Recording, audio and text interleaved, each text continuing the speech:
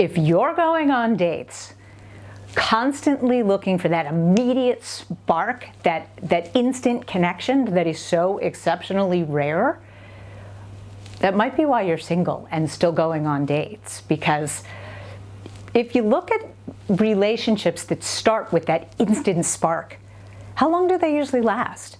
3 to 6 months, because it's based on that chemistry and that attraction. And I know it's so hard to find, but then as you get to know somebody, you're really not right for each other most of the time. But if you meet somebody that is attractive enough, right? Like attractive. And you're like, yeah, I had a great time. What a nice person. We really had a lot to talk about. We had a lot in common. We had a good time together. But you're not like over the moon excited. That's probably going to be the love of your life. And if you hang in there, that attractive enough can really progress into really true deep love, because real true love doesn't come about until you've really gotten to know somebody and you have really lived in their world for a bit and they've lived in your world and you've gotten to know a deeper level of them. And unfortunately, most relationships only last 3 to 6 months, because usually as you get deeper into someone's world, it's not a good fit. And I can't even tell you, as a relationship coach, how many people come to me and tell me about some best friend that they have, that they're like, they want somebody exactly like that. It's just they're not attracted to their best friend. But your thoughts create your feelings.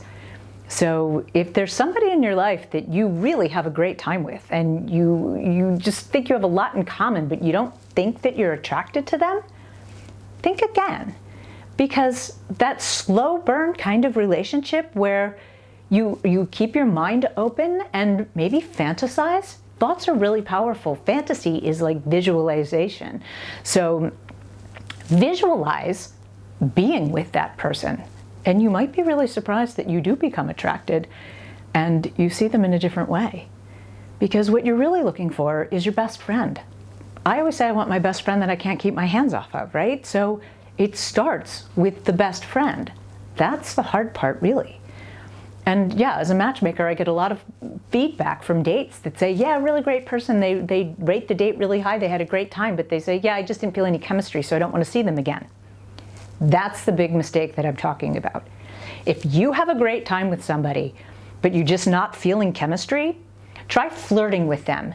First of all, to see if you can create chemistry, but like, don't just give up on it, because that could be the person that ends up really truly being the love of your life if you were open-minded and weren't constantly looking for that spark, that instant spark of chemistry that is just so incredibly rare and doesn't usually last unless that person has commonality with you and is truly right for you, in addition to just being hot.